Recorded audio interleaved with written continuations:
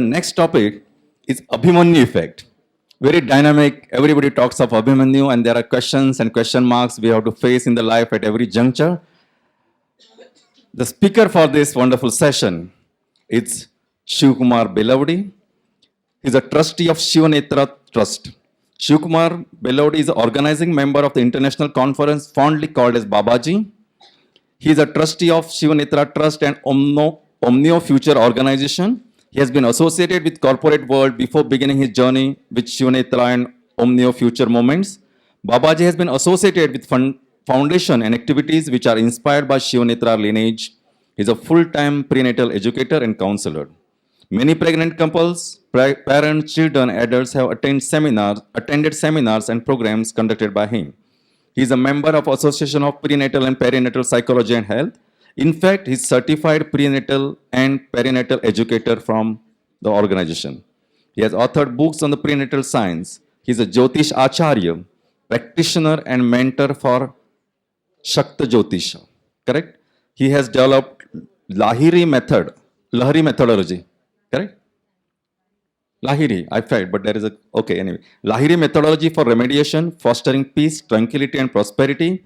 He has formulated a unique academic and career planning module for the students.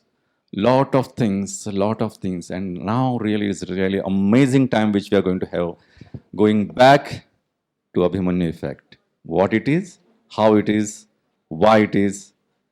Let's learn from Babaji. The floor is open for you. George, this is the last session, but it will be dynamic. See, the best and the last we have kept this thing. So on behalf of all of you, sir, I touch your lotus feet. Floor is open for you. Thank you. Thank you very much. Before I start, I would like to do a very pleasant task. All of us are here in many ways courtesy Manashakti. From Omnio Future, which is our organization and Shivanetra family, we would like to honor the organization which has done such human service for mankind and for posterity. Gajananji gave me another important task. He said people have come from a long distance and people have spent a very, very fruitful day today.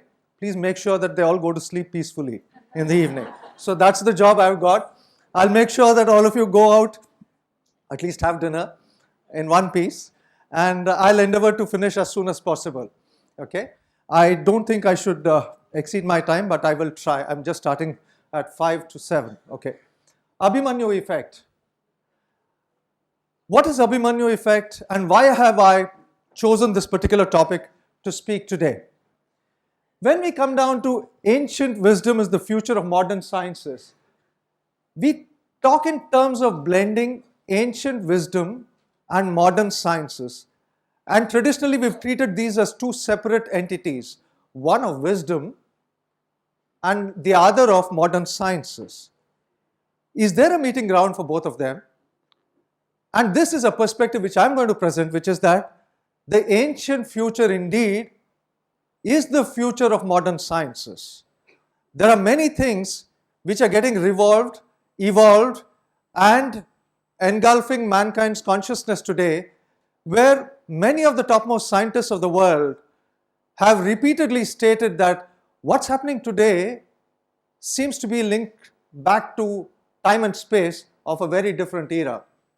In fact, talking about that today, if you go and talk to somebody asking what's the meaning of life, he'll tell you ask Google, right? So we are now down to a generation where much of knowledge is easily available to people. Every day in the morning, I know that people look up their WhatsApp messages. You got all the wisdom of the world. You got all the virtues of the world. You got how to do the 7 best things, how to evolve, how to improve, how to do things for betterment of mankind. Everything on your fingertips, courtesy internet and courtesy so many other technological advancements. But is this the whole of it, or are there components to that? And this is where I want to introduce you to Indian spiritual sciences. What indeed are the Indian spiritual sciences and how do you approach them? There have been a lot of references since the morning today, and I'm sure in the course of the next 2 days you'll find many more references to what Indian spirituality is.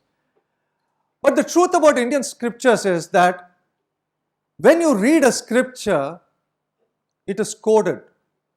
You have to unearth it in many levels. And based on who you are, and based on who the guru is, and based on what the text is, there is an energetic transaction which happens, which reveals a meaning to you. And therefore, being guided by a guru, especially for scriptural understanding, becomes sine qua non. Without that, the understanding becomes very difficult, and getting an appreciation is just, just as a matter of reference, I want to say, this is something which is of a in-depth thing, where the guru tells you that's within you, and he will guide you, he or she will guide you into unlocking it for yourself, and therefore the scripture has to make a unique sense to you.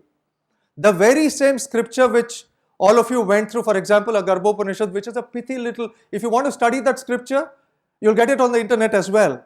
It's just about less than 20 pages, less than 20 thin pages. And you'll probably finish reading it in half an hour.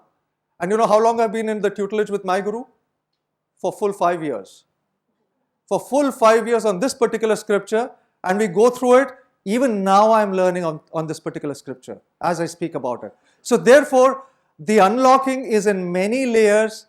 And of course, when you come to understanding the scriptures itself, you will look at many of these and try to give it a date. One of the dates mentioned for Garbhopanishad, for instance, was 8th century. Now, there are other organizations who are challenging the way we've been educated and conditioned in India, for instance, about what our history was, what our ancestry was. In fact, I would like to mention about a couple of them. One called IHAR, Indian History and Advanced Research.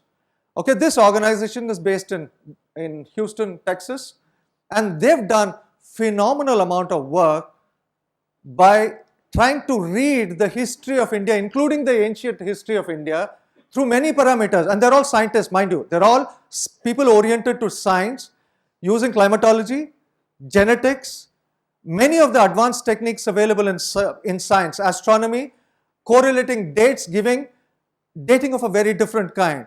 So the scripture which we know of as Garbhopanishad, 8th century could be one reference point. And there are many who believe that not less than 5,000 to 6,000 years is the dating of the scripture. And there are many others. If you go back into what, for example, Dr. Raj Vedam says as a part of the research, the civilizational evidence itself which is currently available for science, proven science, is more than 70,000 years. So which reference point are we going to take? So that becomes a classical question. So therefore, when we look at our scriptures, broadly, if you ask for a scripture of a Hindu, they will have to talk of a minimum of 4 scriptures: Shruti, Smriti, Purana, Itihasa.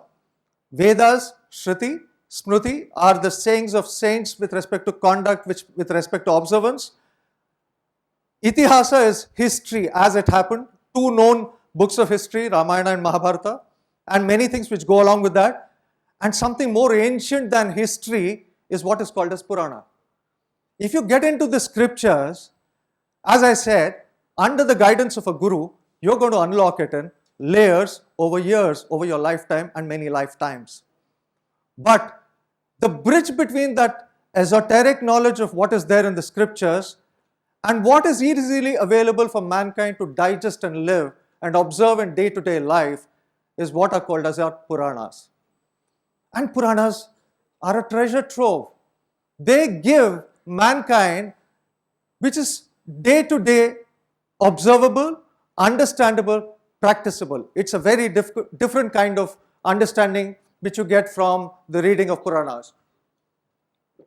And the astounding thing is, the person who compiled the Vedas, who's also written a Smriti, who's a character in the Itihasa, and the compiler of the Puranas is the same person.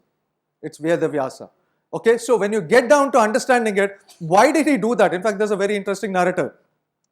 Vedavyasa, I'll mention that again later, he was born for a particular purpose, but when he did that job, which was the compiling of the Vedas, he's known as Vedavyasa. When he compiled the Vedas, at the end of it, he was in dejection. That's when enter Mahamuni Narada, the guy who makes trouble all the while. Narada comes into the scene and says, "What's up? Why are you in dejection?" He says, "Look, I did all the things which were assigned to me, but I'm really not happy." He says, so Narada gives him the solution and says, write Puranas. Put the same thing which you put in esoteric knowledge as knowledge for the common man and see the relief you'll get. And it's an astounding piece. There are 18 Mahapuranas, 18 Upapuranas, and a whole lot of them. And you can go on and go about our scriptures. But most commonly quoted in the context of Garbha Vijnana, or the science of the fetus, or the embryological content which we talk about, are the characters who link up in history as well as in Puranas. For example, you heard the first session in the afternoon talking about Abhimanyu, right? Abhimanyu, as a young boy or a warrior man at the age of 16, does heroic feats. You know of his story because he learnt in the womb, and his story of narrating, listening to a narration when he was in the womb, converting it into knowledge, playing that out in the course of his life, and what happens to him as a brave warrior who ultimately dies a sad death is kind of well known. In between, you get this narrative that the mother who heard the story when he was in the womb went to sleep, and therefore he got half the knowledge. Okay? And then on the other side, Prahlada, Bhakta Prahlada's name also mentioned, another of those stalwarts who learned things whilst in the womb. And like that, if you go on, there are many people who are born with stories of their being in the womb. So the first question I want to address is this fact or is this fiction? Because most people will tend to take positions on this. Now let me take a quick poll with this audience. How many of you revere and believe in the Bhagavad Gita? Awesome. How many of you believe that Krishna, Lord Krishna, existed? Still exists? Okay, awesome. Okay.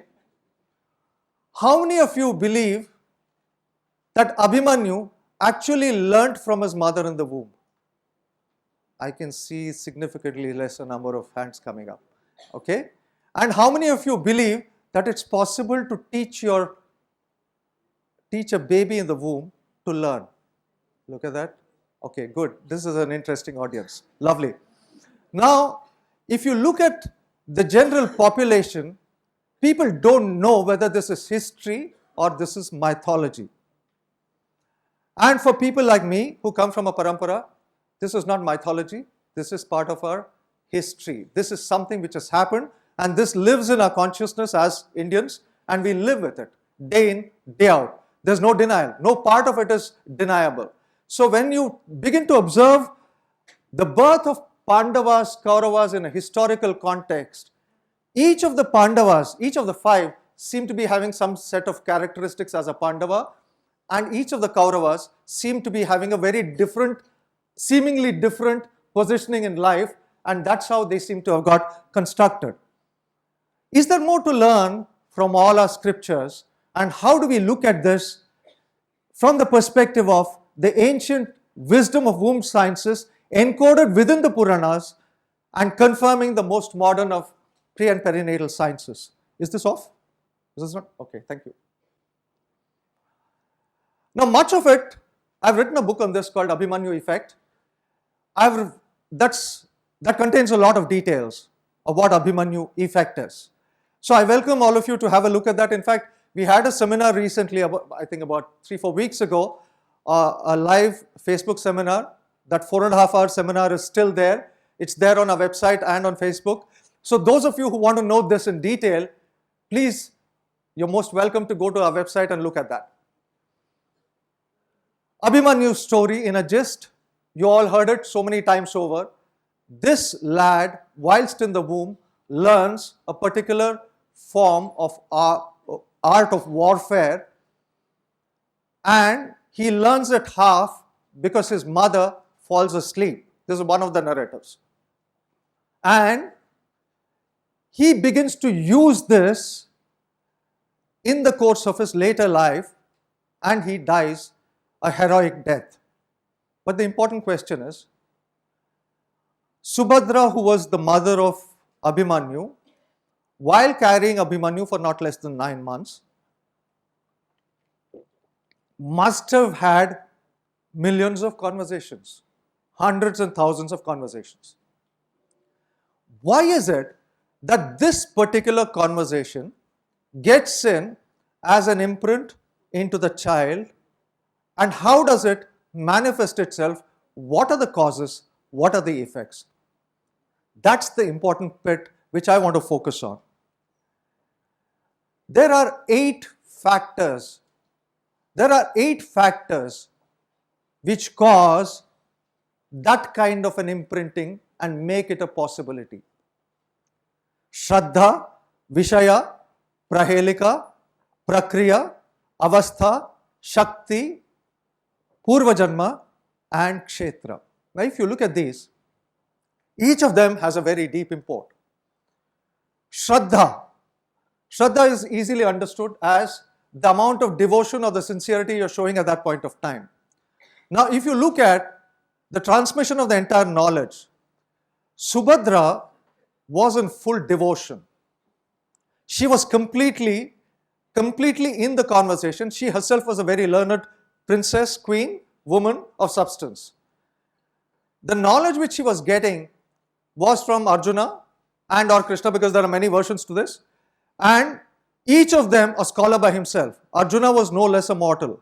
He was a sage. He was capable of traveling across lokas, entering into the realm of God. He was brilliant.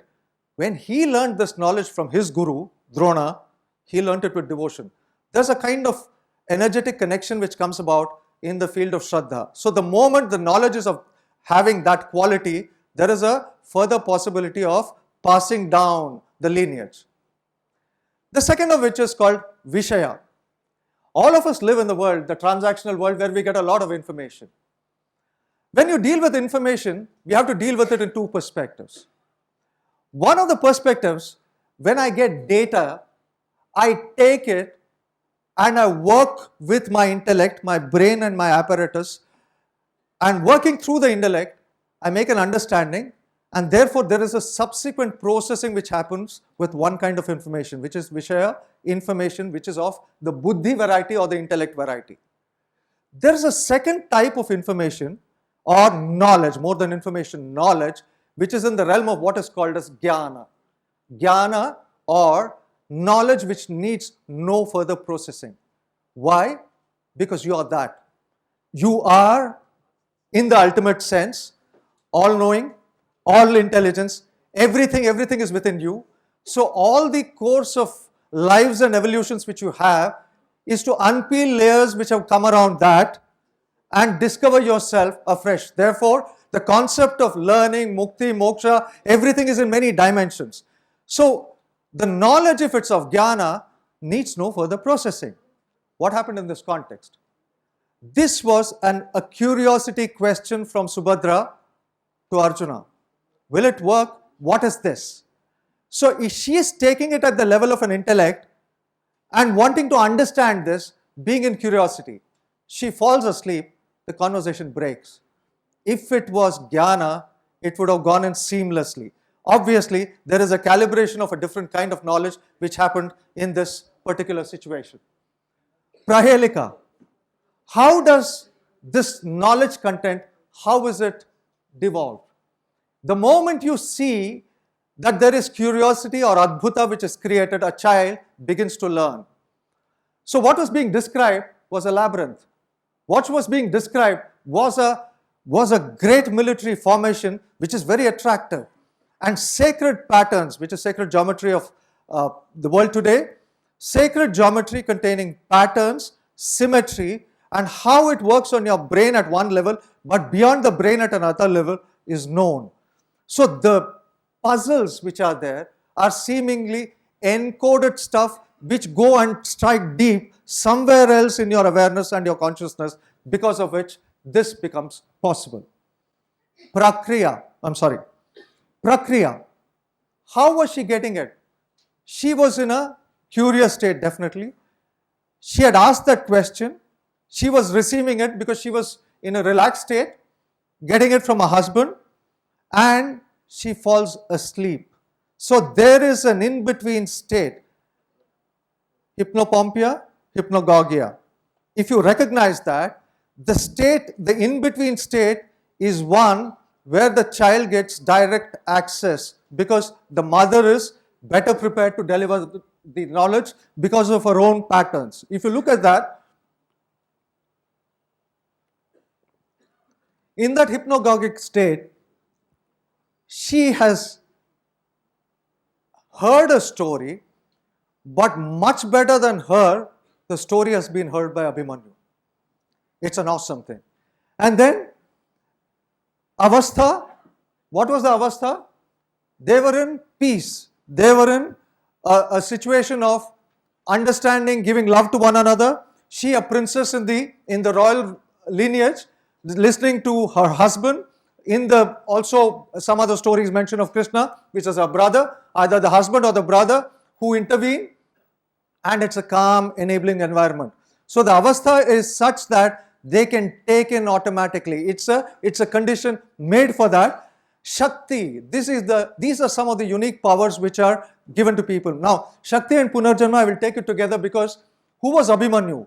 One of the versions of Abhimanyu, of who he was, again history, if you go back further, it tells you in his previous births, he was the son of Chandra, Soma, called Varchas.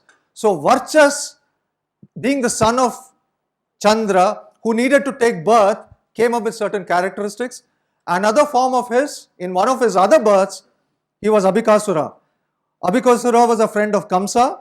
Kamsa, as after Kamsa is killed by Krishna, Abhikasura tries to kill Krishna. Krishna just puts him in a bottle, morphs him into an insect, puts him there.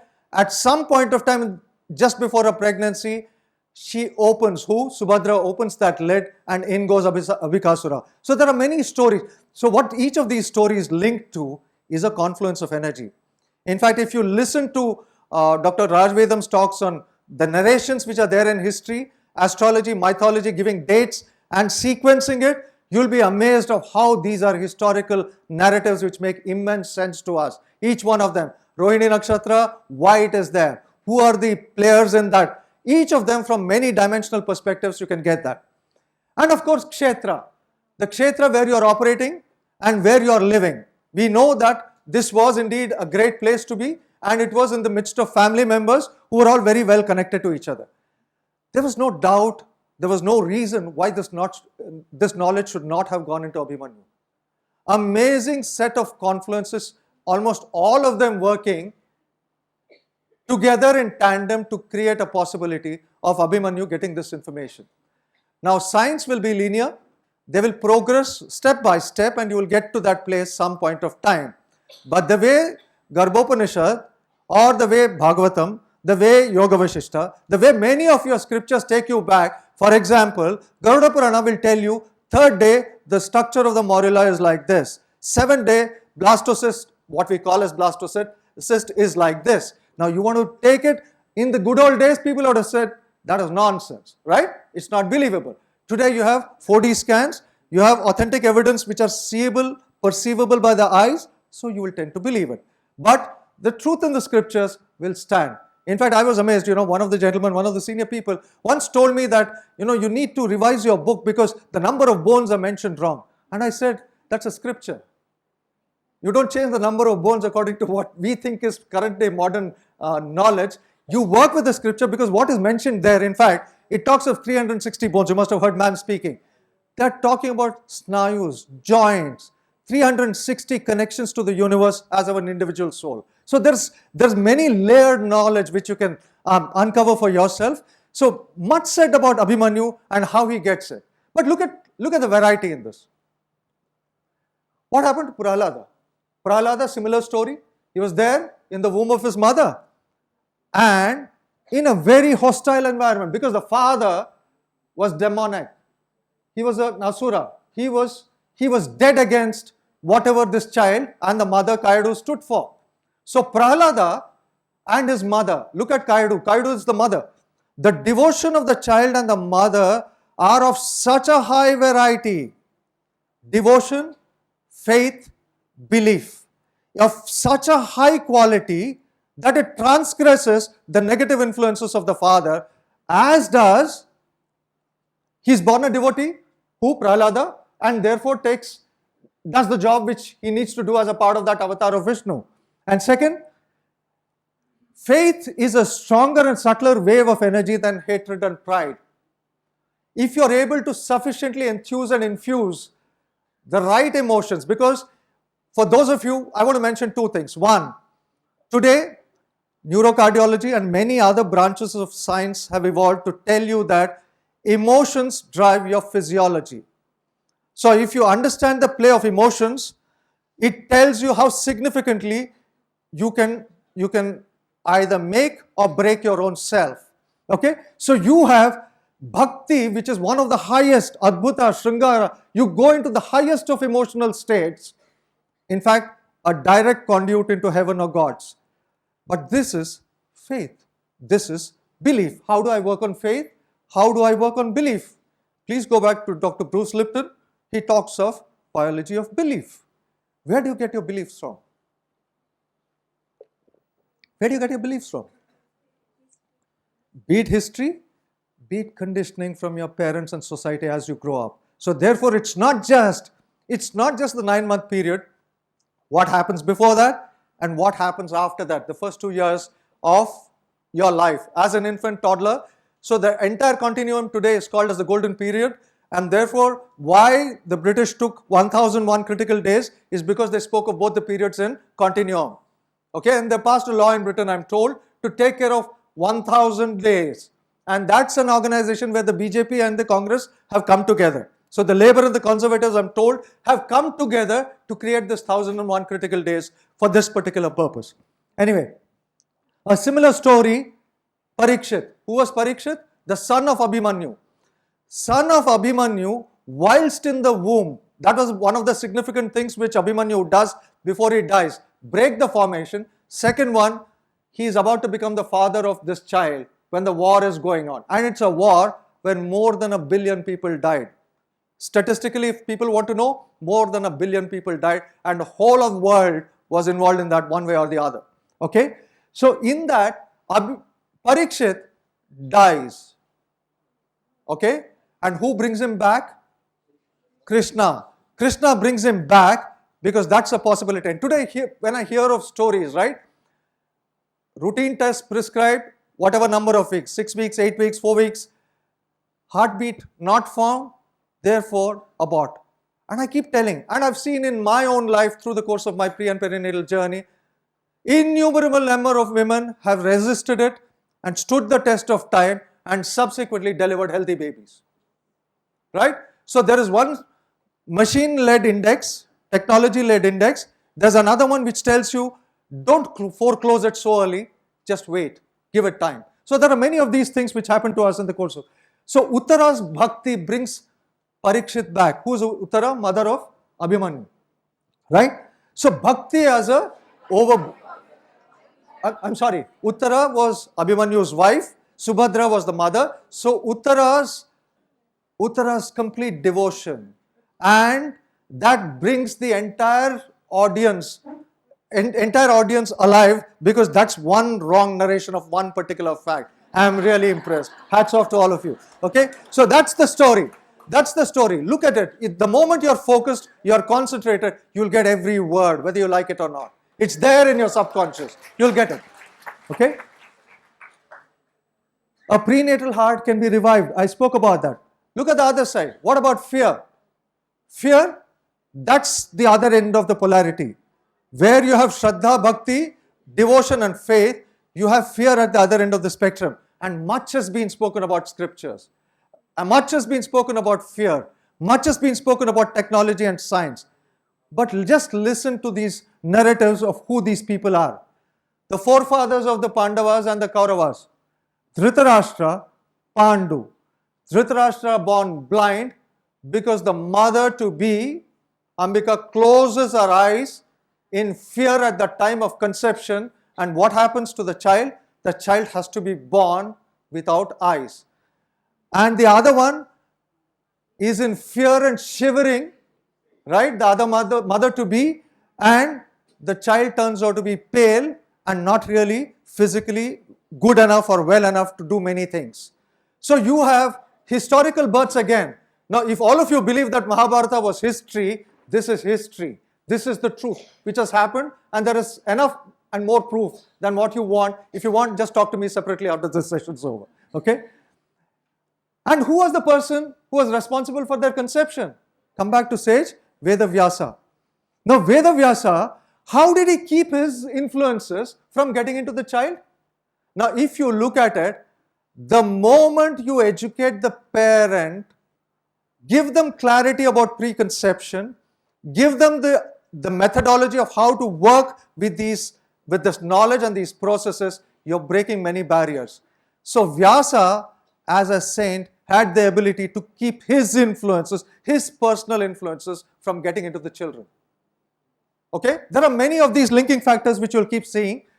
And a spiritual heart-based life enables a parent to induce life energy without passing on individual tendencies and conditioning. So whatever be the faults of the mother and the father, if you enable them appropriately, they will be able to pass on many good things into the progeny, and therefore, whatever Gajananji spoke in the morning, 1,000 years with one birth is a possibility for this particular reason. Because whatever negative traits are there, you can very easily overcome those. How was Vyasa himself conceived? Vyasa, what was he? He was the offspring of Parashara and Matsyagandha, right, who subsequently becomes Satyavati. Now what happens? Vyasa was a creation to come because there was a great confluence to happen. That was a transition between Dwapara and Kali Yugas. Somebody had to be the repository of knowledge who would sit and codify and do a lot of stuff. So when that kind of a conception of an energetic plane, when the parents know what is to happen and then get into the act of preconception and conception, it becomes a very, very different story. Because what are you doing? You're channelizing all the cosmic and universal influences to devolve into the time-space confluence. And quantum sciences today tell you, you can create those possibilities. Many ways in which the most modern of sciences and the most modern of scientists, each one of them has spoken this language, and we are grateful to the biologists, to the neurologists, to the psychologists, to a whole lot of people who've been bringing this knowledge together, both through APPA and through other organizations. And therefore, this new knowledge is today available to us, and it just goes and tells you that what your scriptures were right in any case. And look at that. After creating a child for mankind, objectivity, clarity in conception is the most important thing. Therefore, if you are able to empower the parents to be objective and clear, the same can be passed on. The highest of spiritual energies can be passed on. But look at what Vyasa does. He becomes instrumental for the birth of, Gandhari's 100 children. So what does he do there? He's giving out his energies. Now what happens there? He is doing all the job. Cell culturing, incubation, womb influences, characteristics.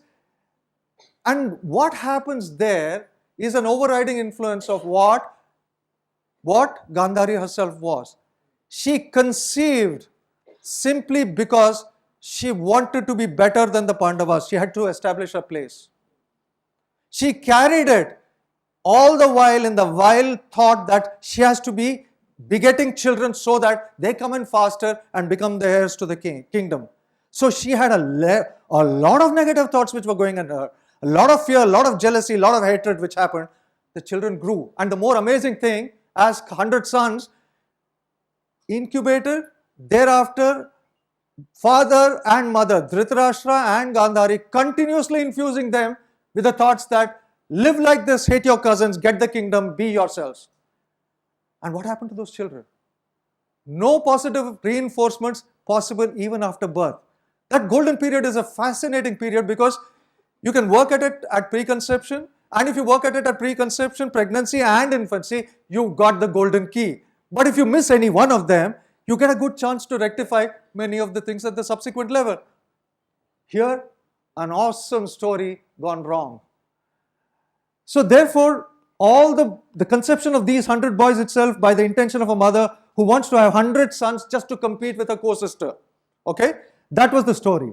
And she herself was a woman who gave birth under difficult circumstances, the first of them. And subsequently, the other children born in a forest, each one of them having a characteristic of his own, confluencing particular types of energy, sun, Indra, Vayu, every one of them. So those powers, yantra, mantra, chandas. Soon we will get to that because of epigenetics, because of quantum sciences, because of the new way in which sciences are advancing. Whenever that happens, preceding that you have this knowledge. So she begot 5 brilliant sons. The greatest misconception is that conception is a physical act. It is not a physical act. It was never a physical act. It is not meant to be a physical act. The moment you understand that you are confluencing energies, underline it, confluencing energies, you will know that you are making the biggest difference to mankind.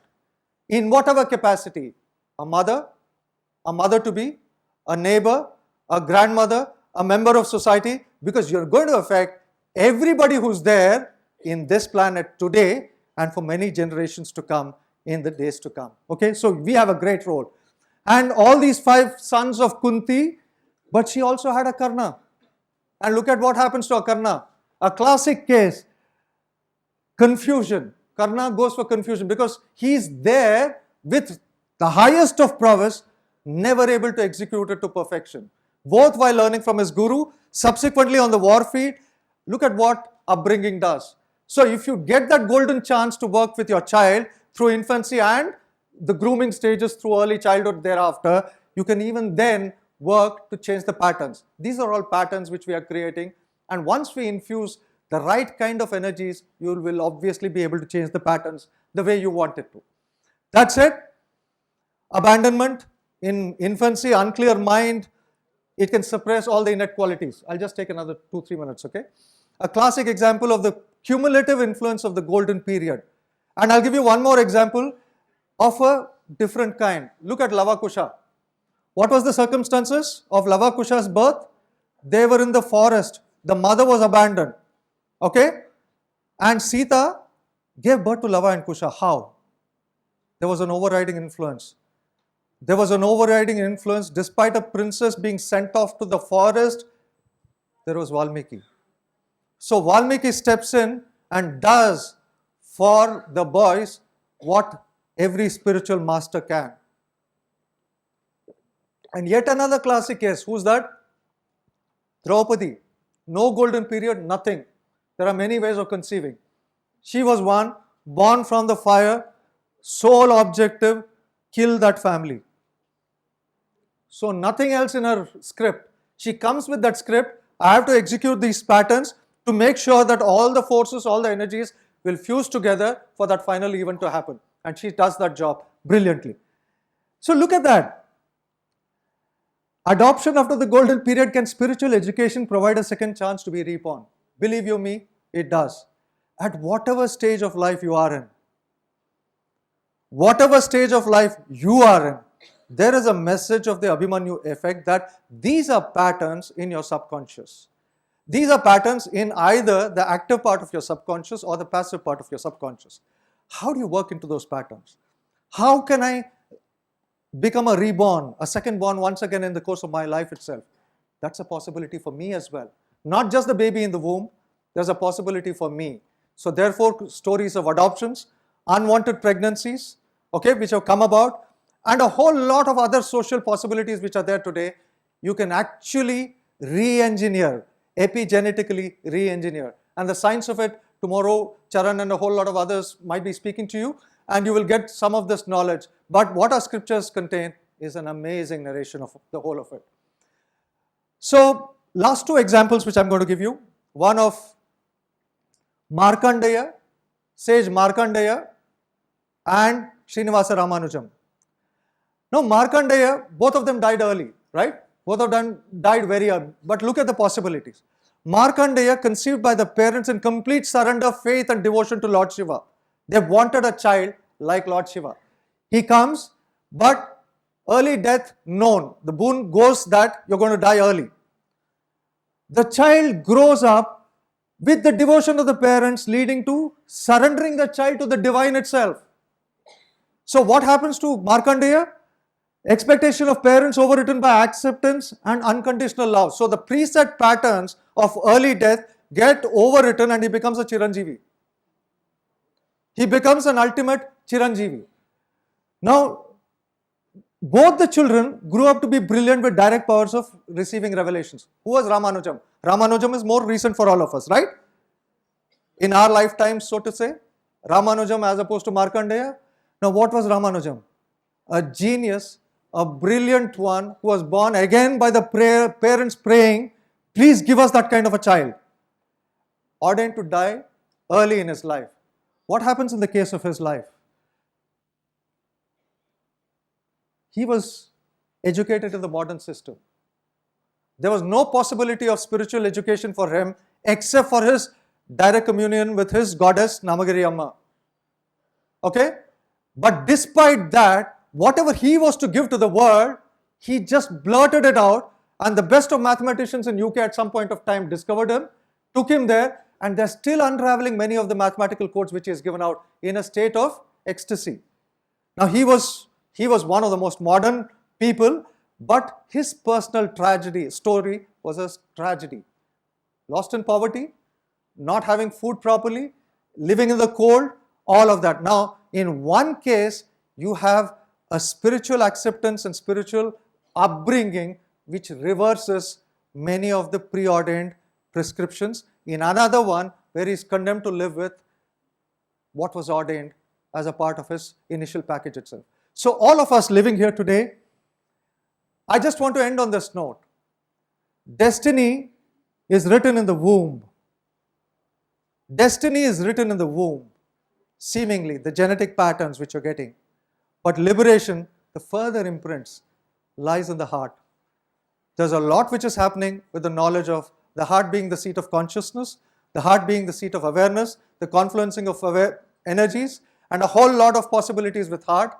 And the moment we understand this possibility, we know that there is a game open for us all the while at every instant. And that is the Abhimanyu effect. That you're not condemned to live the way your parents brought you up or the way you will bring children up, by giving the right kind of knowledge either to the parents or to the child or to yourself. Every possibility of transformation is there at every instant of time, any given space. Thank you very much. Shivoham. Yeah, I think it deserves a standing applause. Yes, I think, yes, that is excellent for taking us to a wonderful session. I see the brilliant faces over here. I'm feeling very much honored the way you have described. And as I said earlier, that day may not be far off, that the fetus are having communication among themselves, so-called as conferencing as we do on video phone and audio. No need of any Vodafone or Idea. They will have their own cosmic connections and they may be saying the good session is going on at Manashakti.